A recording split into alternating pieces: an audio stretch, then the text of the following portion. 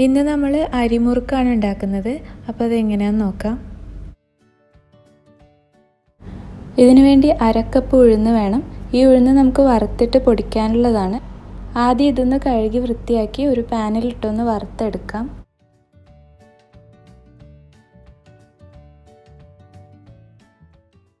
ഇത്രയും വറുത്താൽ മതി. ഇനി ഇതൊന്ന് തണുത്തതിന് ശേഷം മിക്സിയിലിട്ട് പൊടിച്ചെടുക്കാം.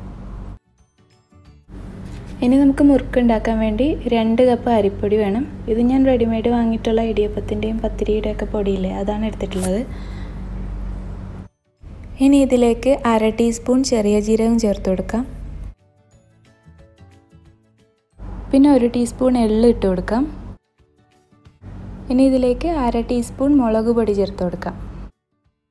പിന്നെ ഒരു നുള്ളു കായത്തിൻ്റെ പൊടി കൂടി ഇട്ട് കൊടുക്കാം. ഇനി ഇതിലേക്ക് ആവശ്യത്തിനുള്ള ഉപ്പ് ഇട്ട് കൊടുക്കാം.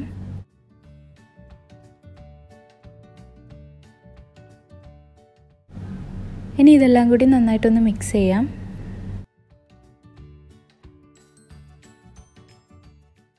ഇനി ഇതിലേക്ക് പൊടിച്ച് വെച്ചിട്ടുള്ള ഉഴുന്ന് ചേർത്ത് കൊടുക്കാം.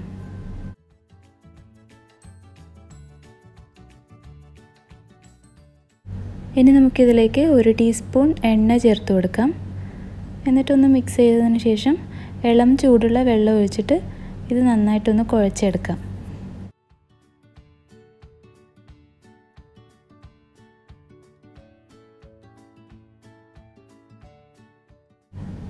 നമ്മൾ ഇതേപോലത്തെ ഇടിയപ്പത്തിൻ്റെ അച്ചിലാണ് മുറുക്കുണ്ടാക്കുന്നത്.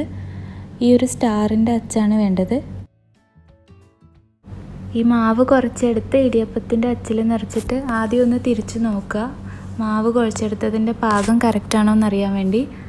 തിരിക്കുന്ന സമയത്ത് ഇതിങ്ങനെ പൊട്ടിപ്പോവാതെ വീഴുന്നുണ്ടെങ്കിൽ നമ്മൾ കുഴച്ചെടുത്തിരിക്കുന്ന പാകം കറക്റ്റാണ്.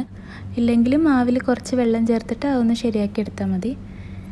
ഞാനിപ്പോൾ ഒരു ബട്ടർ പേപ്പർ വിരിച്ചിട്ട് അതിൻ്റെ മേലെയാണ് മുറുക്ക് ചുറ്റിച്ചെടുക്കുന്നത്. അങ്ങനെ അല്ലെങ്കിൽ ഒരു പ്ലേറ്റിൽ കുറച്ച് എണ്ണ തടവിയിട്ട് അതിൻ്റെ മുകളിൽ ചെയ്തെടുത്താലും മതി. ഇതേപോലെ എല്ലാ മുറുക്കും റെഡിയാക്കി എടുക്കാം. ഇനി ഇത് ഫ്രൈ ചെയ്യാൻ വേണ്ടി ഒരു സ്പൂൺ കൊണ്ട് ഇതുപോലെ ഇങ്ങനെ എടുത്തിട്ട് ചൂടായ എണ്ണയിലേക്ക് ഇട്ട് കൊടുത്താൽ മതി. മീഡിയം ഫ്ലെയിമിലിട്ട് ഫ്രൈ ചെയ്തെടുക്കുക.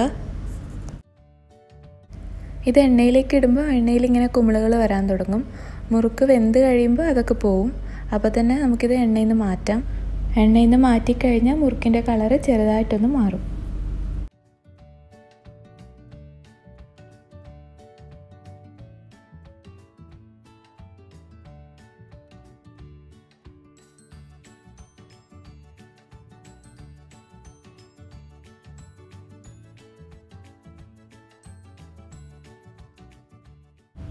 ബാക്കിയുള്ള മുറുക്ക് കൂടി നമുക്കിതുപോലെ ഫ്രൈ ചെയ്യാം.